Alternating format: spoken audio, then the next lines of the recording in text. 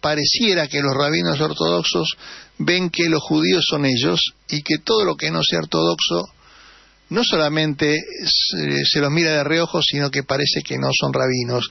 Y sobre esto quiero que hablemos unos minutos con Gustavo Lázaro Lipkin. Gustavo Lázaro Lipkin es profesor titular de Introducción al Derecho de la UBA del Noreste, de la Universidad Nacional del Noreste de la Provincia de Buenos Aires, profesor adjunto de Filosofía del Derecho de la Universidad de Buenos Aires, doctorado en Derecho, etcétera, etcétera, así que es una de las personas que más sabe del tema y escribió un artículo muy interesante, La hoguera de las vanidades, búsquenlo, La hoguera de las vanidades, Gustavo Lázaro Lipkin. Gustavo, muchas gracias, un honor tenerte aquí en La Voz y la Opinión, ¿eh? Gracias, ¿cómo andás? Bien, bueno, quiero que nos comentes qué es lo que pasa con esta diferencia entre judíos ortodoxos, conservadores, reformistas y lo que le han hecho a una rabina, entre comillas, según ellos, Sarina Vitas. Coméntanos un poquito. Bueno, ahí lo que sucedió es que había un acto, un debate por el Día de la Mujer en AMIA para el día 18 de marzo aproximadamente, donde había una serie de mujeres invitadas, entre otros la rabina Vitas. Advertido el rabino, el señor Levin, por presiones de él aparentemente se suspendió el acto, aunque primero, antes de suspenderse, les quitaron la invitación a la rabina Vitas. O sea, un acto bastante agresivo, ¿no? Primero se le invita, después no se le invita. Y bueno, después, frente al escándalo que se armó, el evento quedó suspendido en AMIA. Bueno, hubo quejas airadas de las comunidades conservadoras, del movimiento Mazorti, de algunos reformistas, varias publicaciones, hasta que este señor Levin aparece en una de sus habituales monólogos, intervenciones, monólogos, amenazas, no sé bien cómo llamarlo, y bueno, da un discurso en 1 minuto y medio que está en las redes sociales, donde él en definitiva dice que no fue un acto de discriminación por el hecho de ser mujer, sino que se trata de que ellos no aceptan al seminario rabínico latinoamericano Meyer Meyer, que es el seminario conservador en la Argentina, y que bueno, que tampoco aceptan los rabinos ordenados en ese seminario. Esto vendría a ser, disculpame, una cosita, Gustavo, estamos hablando con Gustavo Lázaro Lipkin. Para nuestro público que está en todo el mundo y tenemos mucha audiencia que no es de la Cole, esto vendría a ser como también una especie de guerrita entre el catolicismo, evangelistas y todo ese tipo o sectas inclusive, que también hay en otras religiones. También nos pasa a nosotros. Sí, es más o menos lo mismo, pero bueno, sería dentro, por ejemplo, dentro de la religión católica apostólica romana, también hay sectores más conservadores, más ortodoxos y más reformistas. Claro. Y bueno, dentro de estos movimientos, de acuerdo a la época, existen determinados intereses. Sí. La religión católica apostólica romana actualmente, esto es manifiesto. Los rabinos los curas más ortodoxos están en franca oposición al papado de Bergoglio y así sucesivamente los más reformistas están a favor. Por supuesto, no sé hasta qué punto dentro del catolicismo se le niega el carácter de cura al Papa. Podría ser que aquí se le está negando el carácter de rabino a la licenciada Vitas. O sea que no la invitan y no la dejan asistir porque para los ortodoxos no es rabina. No hay rabinas. A pesar de que tiene un título habilitante por una institución importante como el Seminario Rabínico Latinoamericano. El Seminario Rabínico Latinoamericano está aceptado en todas partes del mundo, de hecho proviene de Estados Unidos, y además todos los rabinos ordenados en el seminario hacen su reválida en Israel. O sea que no solamente estarían desconociendo al Seminario Rabínico Latinoamericano aquí, sino a nivel mundial. Bueno, es un tema muy importante. Por ejemplo, en Estados Unidos, ¿cómo se difieren estas cosas? Bueno, en Estados Unidos... que es donde está una de las mayores diásporas judías, ¿no? Exactamente. Bueno, en realidad ambos seminarios, la Unión de Rabinos Ortodoxos como el Seminario Rabínico Latinoamericano, tiene origen en Estados Unidos. De hecho, el Seminario Rabínico Latinoamericano aparece, los conservadores, el movimiento Masorti, aparecen a principios del siglo pasado en la comunidad de Nueva York, en Estados Unidos, y eso generó la aparición de la Unión de Rabinos Ortodoxos posteriormente como reacción a la aparición del movimiento Masorti. Esto también tiene un impacto directamente en lo que es la creación del Estado de Israel, ¿no? Sí. Los rabinos ortodoxos inicialmente, y ahora si bien no lo dicen expresamente, tampoco lo hacen, aceptan la existencia de un Estado. Ellos no se someten a ninguna autoridad que esté por encima de ellos mismos. Por tanto, en realidad pueden vivir en Israel, pero no aceptan entre paredes cerradas la existencia de un Estado que esté por sobre encima de ellos. Sí, son los llamados como colectivista, ¿no? Claro, son los llamados rabinos antisionistas prácticamente. Exactamente, son antisionistas y además rechazan el hebreo. Esto es paradojal porque en realidad el hebreo moderno, el actual hebreo, que no es el hebreo litúrgico, es un idioma de 28 letras con vocales y consonantes, el litúrgico no lo es. Sí. Es un idioma que en realidad se adopta en Israel para superar la diferencia que había entre los judíos ashkenazí y los judíos sefaradíes.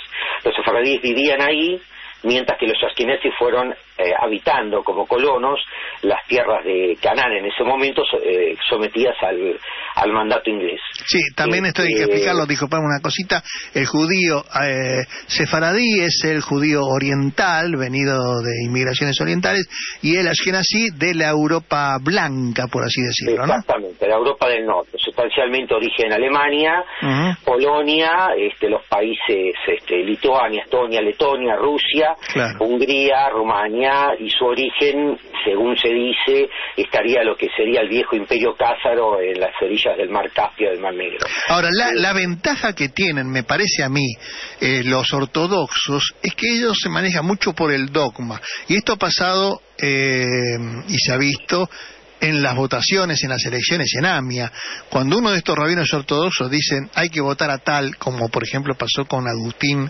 Sbar últimamente, van todos a votar, o uno vota por 3.000, o sea, pone la plata para hacer de cuenta que votan 3.000, y así es que van ganando las elecciones, mientras los otros rabinos, conservadores y ortodoxos, muchos no logran juntar a su tropa, ¿no? No, este es un tema, si me disculpás, ¿no? Por favor. Un poco más allá. Sí. Yo creo que la Unión de Rabinos Ortodoxos empezaron a ganar elecciones una vez que se metieron en AMIA a través de los cementerios. Primero cooptaron los cementerios y después, cuando tuvieron financiamiento y pudieron consolidarse más, cooptaron las escuelas y posteriormente cooptaron la AMIA. Es decir, fueron cooptando instituciones. Ahora, no es que la gente de los ortodoxos, que siguen a los ortodoxos, por lo menos la gran mayoría, sean democráticos y hayan cooptado a la AMIA a través de las elecciones. Ellos usan las elecciones para después cooptar y eliminar el sistema democrático. Sí, yo hablé de dogma, Gustavo. Y por otra parte, sí, pero más que dogma, porque toda religión tiene parte dogmática. Es decir, por ejemplo, ¿cuál sería la principal diferencia si uno lo mira analíticamente entre los ortodoxos y los conservadores y los reformistas? Las diferencias están de cómo adoptan los distintos mandatos positivos y negativos que existen en los libros religiosos. Los libros religiosos son dogmas también. Por tanto, siempre hay una parte de dogma, porque uno debería aceptar, si es religioso, la validez y la validación de esos libros como única fuente posible de estudio. Ellos van más allá. Ellos no solamente eligen los libros, sino que además eligen qué parte de los libros. Claro. Por tanto, ellos disponen que los mandatos positivos y negativos que ellos adoptan como forma de vida son los únicos mandatos positivos y negativos válidos. Los que adoptan los otros seminarios, el reformista y el conservador, no son los mandatos absolutos ni válidos, simplemente son judíos que se han descarriado o a todo evento equivocados, depende del grado de... Ahora, si me permitís, también para la audiencia, para aclararle, porque hay cosas que se les escapan. Sí, perdón. No, cuando esta gente llega al poder de AMIA, porque la AMIA siempre fue gobernado por prácticamente laicos, el Partido Laborista en Argentina, Abodá. Cuando llegan, es porque llegan que hacen una alianza con un traidor del movimiento reformista que se llama Sergio Bergman. Exactamente. El rabino ellos ganan la primera vez por una alianza. Había ganado en realidad el movimiento conservador, Abodá, o la unión de gente entre los que estaba el movimiento conservador, sí. Y Bergman se alía con ellos y les da el primer mandato. De ahí en más no se pudo sacar más. Ahí no tuvieron ningún problema de que Bergman era un rabino reformista, que usa esa kipá media rara que parece una... No, y además las barbaridades que dice, ¿no? Porque no solamente es un rabino reformista, sino que además parece más, esto no quiero decir nada, pero parece más un evangelista que un reformista. Es decir, los reformistas en definitiva difieren de los conservadores en que ellos aceptarían algún nivel de asimilación en la sociedad en la que viven. Es decir, el movimiento conservador tolera la asimilación, pero no son asimilacionistas. En cambio, los reformistas se asimilan porque sostienen que, viven en un lugar y por lo tanto se asimilan al lugar donde viven. Es decir, no habría problema entre un movimiento y el otro, porque son todos judíos, salvo para los ortodoxos, donde en realidad los únicos judíos son ellos. O sea, mientras que los conservadores y los reformistas dicen la AMIA es un espacio para todos y hay un diálogo judío permanente y los ortodoxos están adentro, ellos directamente los vuelan a los conservadores. ¿Y dónde atacan principalmente? En los cementerios.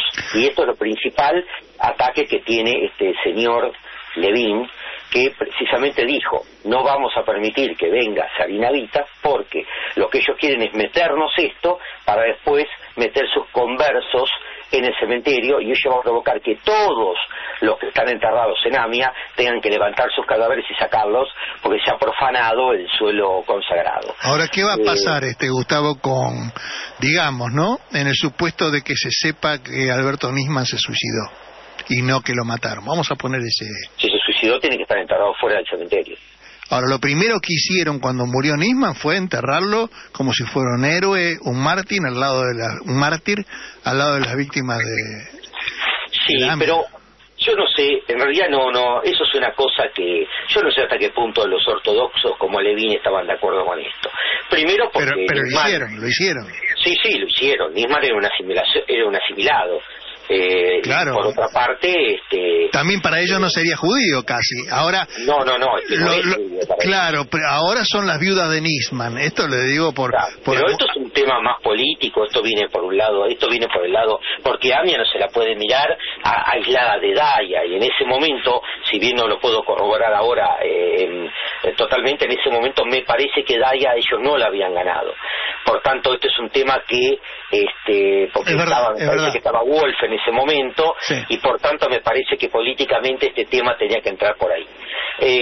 Así que no me parece que es una decisión de la gente de los cementerios. Para mí lo pusieron, pero ellos no tienen ningún problema en profanar el cadáver y sacarlo y tirarlo al otro lado, ¿no? Y lo ponen detrás de la pared para suicidados por una cuestión protocolar, porque si no lo tirarían en medio de la calle, no tiene ningún problema. Como de hecho se levantaron cadáveres y se lo sacaron.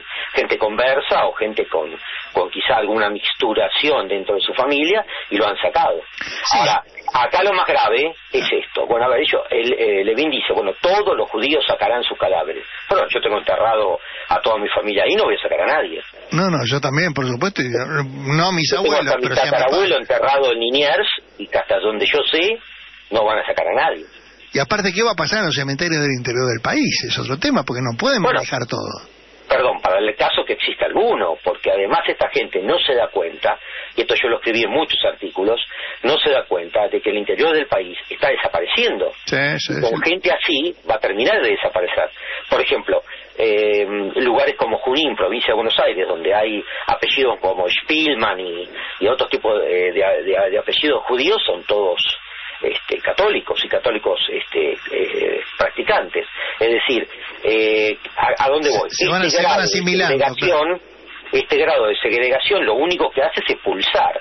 Sí. Y ellos que dicen, nosotros tenemos muchos hijos y por tanto nosotros somos la salvaguarda del judaísmo. Otra falacia absolutamente corroborada. Es decir, si los judíos ortodoxos provenientes de la ex Unión Soviética en Israel serían la salvaguarda de Israel, hoy por hoy Israel no existe. Desde ya. Como no existiría ningún país posible gobernado por ellos, porque ellos no pueden gestionar. Sí, o gestionan de acuerdo a sus leyes tan estrictas, seguramente. ¿No es cierto? Entonces, Gustavo, lo tenemos que dejar acá, discúlpame porque el tiempo se nos va cortando. Esta es la primera intervención que, por supuesto, para nosotros es un honor tenerte. No, gracias a usted por llamarme. Gustavo Lázaro Lipkin, queremos, te vamos a llamar la semana que viene, es un tema que da para muchísimo, ya lo tiramos como disparador, vas a ver seguramente en la semana vamos a tener mucha respuesta al tema. La hoguera de las vanidades. Léanlo, googleenlo y después nos comentan en la semana. Gustavo Lázaro Lipkin, buena semana, gracias por estos minutos de este domingo que estarás en familia, supongo, y bueno, te deseo una feliz semana y muchas gracias por tu valentía también. Un abrazo, hasta luego. Hasta luego. AM 740. Radio Rebelde. Alta Radio.